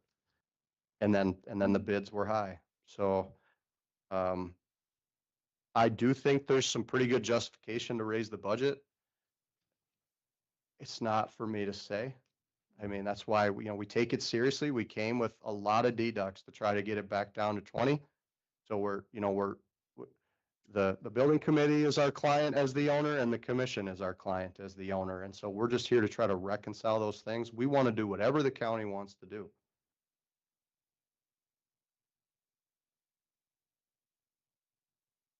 I'd make the motion that we accept the new G. There's a second. There's a second. I'll second the motion for discussion, further discussion. So even though that's gross maximum, there may be room for some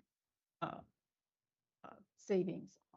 Yeah, Okay. and that's Yeah. just it. That's where if we can get the road crew to help us out with some of it and get the cost down there. I mean, that's just the maximum set today, but we can move ahead with the project, right?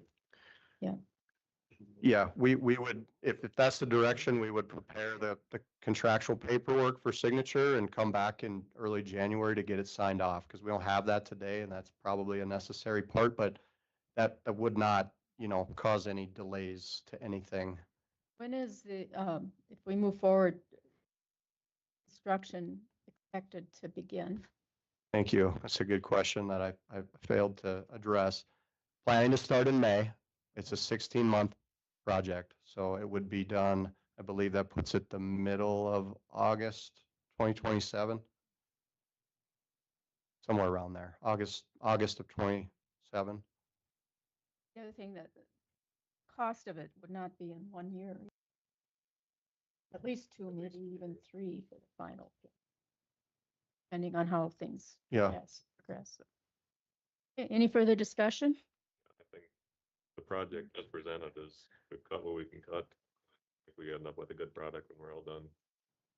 Needed. I just wish we could get that down to like 22 and a half, at least cut something out. I get it's a different scope and I mean, I think with I believe contingencies we can and cut working some. with them, we can cut. you know, Get I the think projects every going. cuts made are not gonna hurt, but they're gonna be in where we can justify it and the taxpayers won't kill us.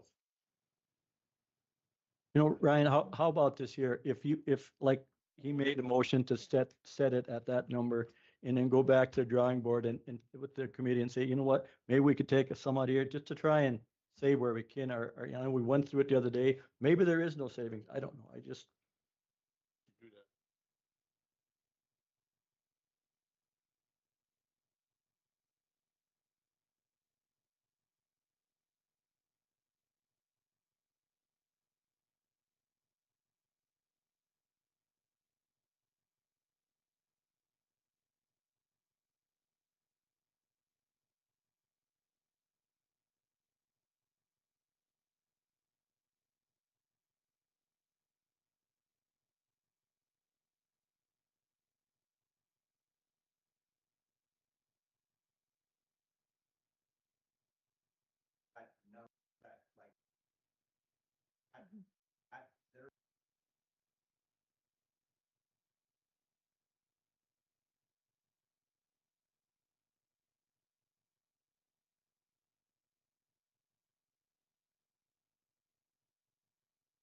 Really don't think we.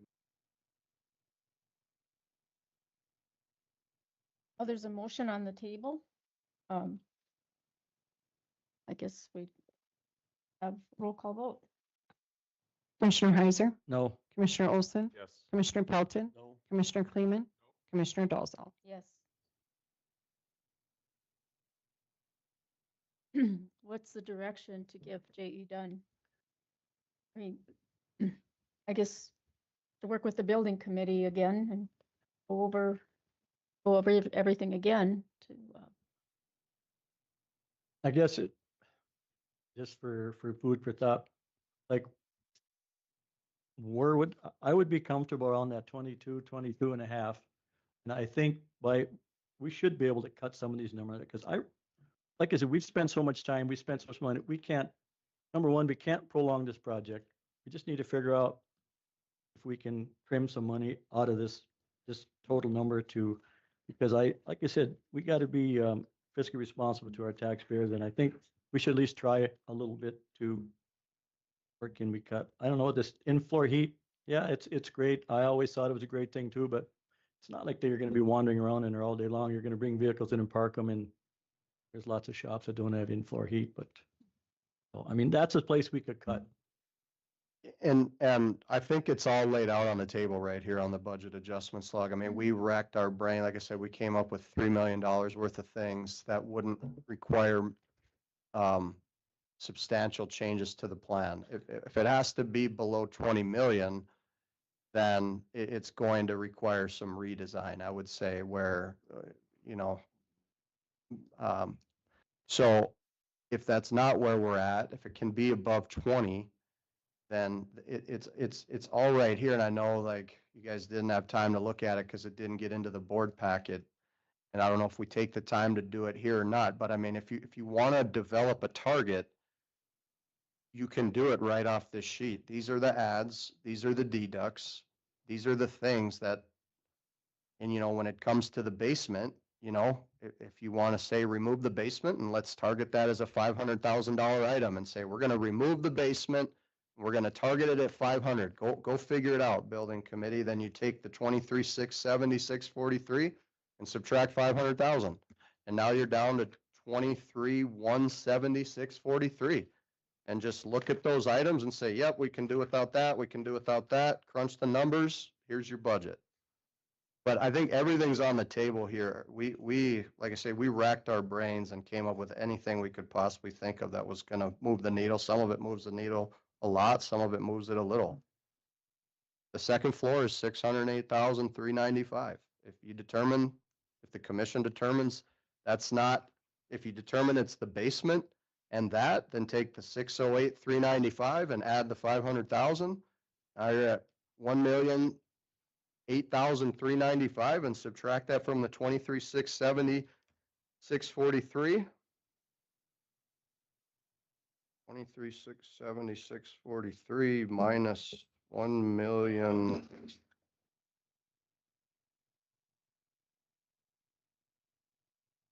1,000,000.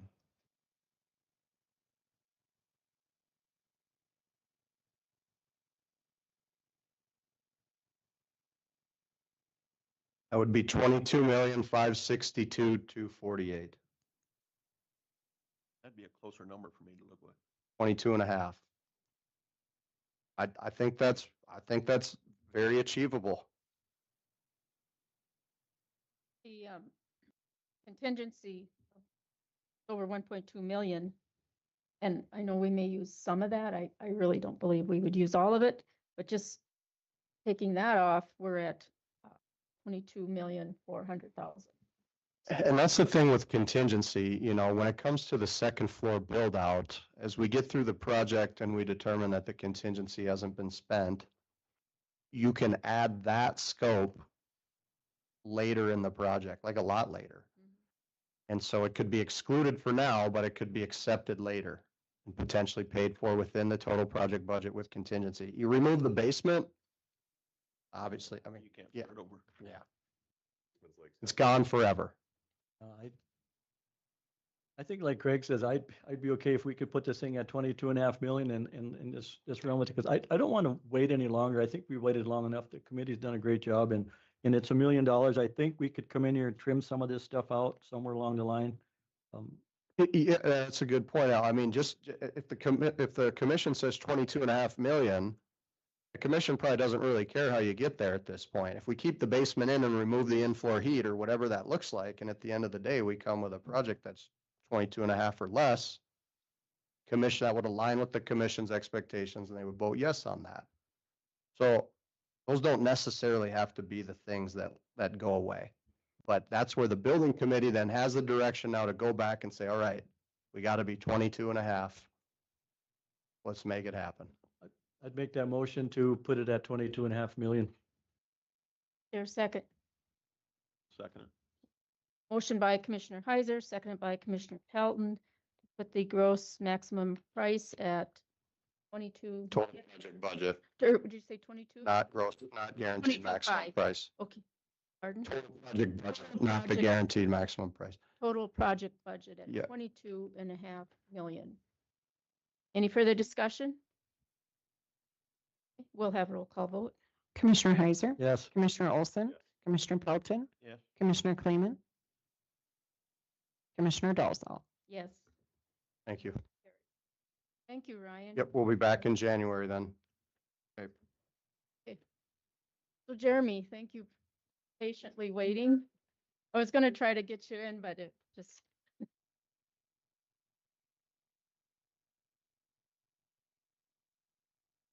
So just as a follow-up from the bid opening, we tabulated the bids and verified that Central Specialties is the low bid on the paving project. $5,943,244.99. We would recommend awarding to Central Specialties for that project.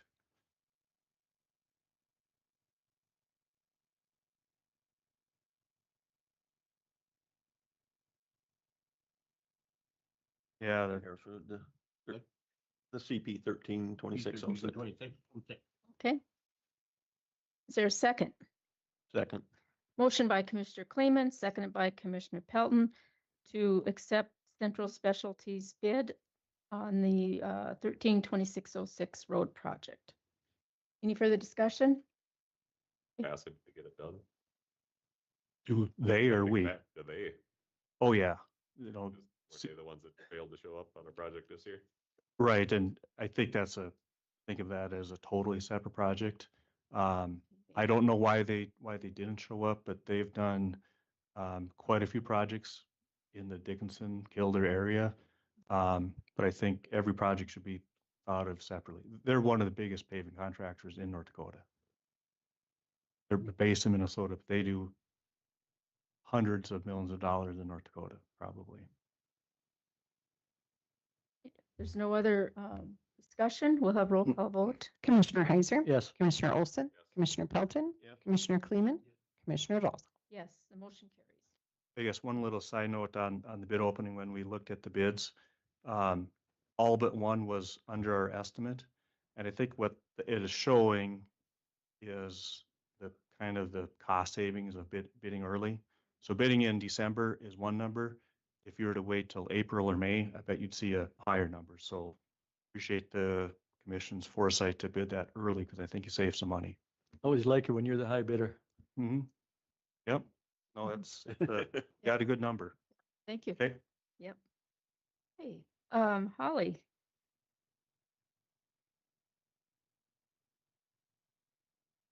Oh, Sarah here.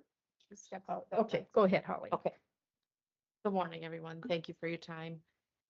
Two things on the agenda this morning. One is the use of our ag land modifier, which is the inaccessibility modifier. It's the same one that we have implemented since 2019. And the modifier reads, it is a 50% per acre reduction on inaccessible cropland soil types, with the understanding that the inaccessibility acres must constitute at least 25% or more of that parcel's total tillable acres. So any land that is, let me find my notes here. Any land that's inaccessible due to the obstructions such as rivers, ravines, roads, buttes, rough terrain that you can't get equipment to ranch on or farm on, I'm sorry. So that would be where that modifier comes into play. If the commission approves here, then I would send it to the state for their continued approval for our county. Okay, does anybody have any questions on that modifier? I guess I'd look for a motion. Yeah, I'll move to accept the ag land inaccessibility modifier at 26. Okay. Motion by Commissioner Olson, second by Commissioner Kleeman to accept the ag land modifier as presented. Any discussion? All in favor, say aye. Aye. Opposed, motion carries. Thank you. Second thing on my agenda, it is time that our office starts sending out exemptions. I do pre-populate exemptions for our homestead credits. I also pre-populate exemption forms for our farm exempt people, just as a courtesy to keep these things coming back to our office and keep people in use of that exemption. The one thing that has changed this year with legislation on that House Bill 1176 is that they have put together a tax reform and relief advisory committee for the next legislative session, which in turn has put a requirement of our office from the state supervisor of assessment that we have to report all values of exempt property within our county, whether it's county property, city property, anything that has an exemption in it. So I am working with the city assessor, Dane in Kildare. He's working to get that. I am responsible for Dunn Center, Halliday, and Dodge. I'm working with city officials and gaining some of that information on as I can in our office too. And I'll be working with Sally. I don't know that, I know what buildings that we have, but just to verify what the county has that we will be accountable for, that I have to report to the state. I have to report these values to the state by March 1st this year. So they have them in order to go through, and I believe it was April 1st on their deadline for this tax reform committee. So with that, you will see that I put a memo on your desk this morning, which is what I'm actually going to enclose with our farm exempt properties that I do not have valued. If you recall, last year I had 227 farm exempt properties. I would say that maybe a third of them we actually have values on that we've visited or estimated. I'm going to send out this memo here that kind of explains a little bit of House Bill 1176 and why I'm asking for this information, along with that little residential interior, exterior property information. This will allow me to get this information and make the best educated guess that I can without physically going to all, say, 227 properties by March 1st. So I'm asking for the population's cooperation in returning this to me so I can make the best educated guess. If I don't receive that, I have been given instructions through the state to take a weighted median value of all of these farm exempt properties. So I'm going to have to go through all of our ag sales and minus out land acreage, and the rest of that building value will be put together as any exempt value. So that could include any Quonsets, grain bins, and that could include your house. So say you have $1 million sale and what did I figure? I think our rents, according to the county, the Yeah. state puts out this county rents value. The rents are averaging about $1,600 to $1,400 an acre. That's what I would use as our per acre rental there, or per acre value. Mhm. So we'll say $1,600, just roughly on $1 million property. We're over 200, under $300,000. So that $700,000 is going to account against whatever value is left on your property. So it could be home, and it could be home and ag buildings. And we all know that ag buildings are exempt right now, Mhm. according to Century Code. So it's another reason why I'm trying to get as close as information to report to the state for this legislative committee. Whatever they use this information for, great. I do think it would be better to have more accurate information than a weighted median value for Mhm. all properties, Mhm. because we all know that we have someone with a 1940s home that has 780 square feet, and we have, a neighbor down the road that has a home that was built last year with 3,000 square feet. Mhm. There's quite a bit of a value difference between those two homes. Mhm. So I guess I'm just bringing this to you so you are aware, because I'm sure that some of you are going to be getting questions or calls, if not all of you, Mhm. along with my office. Mm. But that is why I'm sending that information out, so I can try to do my due diligence and report our values as close as possible for our county. I think after the last legislative session, it made your job just a little more difficult, hasn't it? It's added in quite a bit, yeah. They must Keep have up the thought good you work. needed more to do. Well. Gosh. Yeah. Are churches included too? Yeah, Yeah. I have that. Actually, it's really nice that I did receive some from the Catholic diocese. Mhm. They must have got wind from somewhere. So Oh, they sure. sent me all of their values Mhm. within the county, which is really nice. I've worked with some of the counties and gotten even insurance quotes right now are going to be better than a guess flying off the hip Mhm. if I can't get out and assess Right. all of these properties, because there are quite a bit. And it doesn't just include properties, it includes exempt land too. Mhm. So there's quite a bit of land between the cities and the counties that are out there that are exempt. So I wonder what the meaning behind doing this is. I'm not sure, and I'm Yeah. not going to speculate. Okay, But well, thank you. yeah, anything else? Questions? Okay. Okay, Thanks. Yeah, thank you. yeah. Thanks, Holly. Sarah?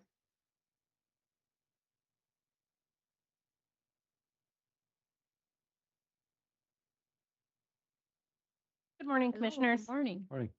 I have 2 items for you to discuss today. The first being rescinding the burn restriction that is in place. The state is no longer evaluating the rangeland fire Mm. danger. And current conditions really don't warrant having the restriction.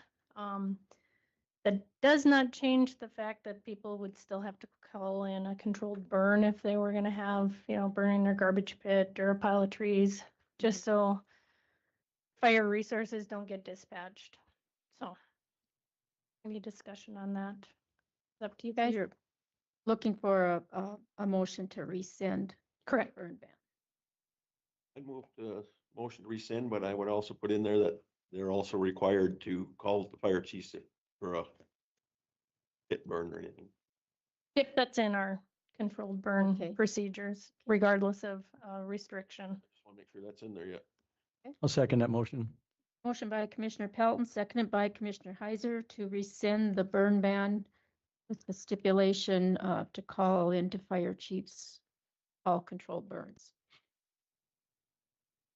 All in favor, say aye. Aye. Aye, opposed, motion carries. The second item I had sent to all of you yesterday, I just received it, and if we can get it off, get it taken care of sooner rather than later, is the radar service contract with the Bowman Radar. We have participated in that for as far back as I could find records on it. So it is a contract that goes to now the Department of Water Resources for $2,500 to help operate the Bowman Radar. Is that annual? Yes. Yeah. Yep. There's sort of a gap in the main National Weather Service radars for Yeah. the southwest part of the state. So I know we've been paying this for at least my records that I had was from 2011. Yeah.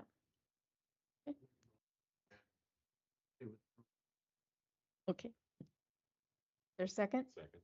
Motion by Commissioner Kleeman, seconded by Commissioner Olson to renew, pay for the Bowman Radar. Bowman Radar. Any further discussion? All in favor, say aye. Aye. Aye. Motion carries. That's all I had today, unless you guys have anything for me. Thank you. Yeah.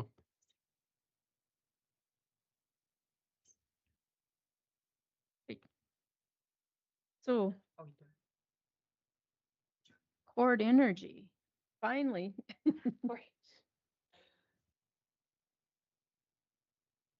cut up a little bit, now we're only 20 minutes. I shouldn't. Okay. Good morning, Good everyone. morning. Morning. I'm Ashley Shopper. I think I know most of you anyways. I'm with Cord Energy.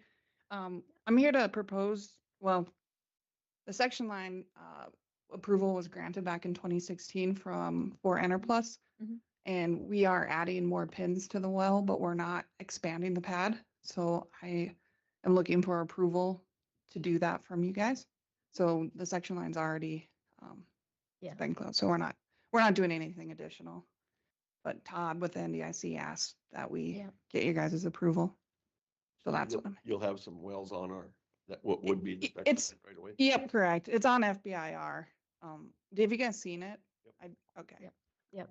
Perfect. And it's just a requirement of the Yep. Industrial Commission to Yep. approve the section line. Yeah. encroachment. There'll be a well on the. Yep. I'd move that we go ahead and approve the Cord Energy section line west. Okay. Motion by Commissioner Pelton, second by Commissioner Kleeman to approve Cord Energy's section line approval. Basically, it's an encroachment on the section line. Yep. So. Awesome. Thank you, guys. Any further discussion?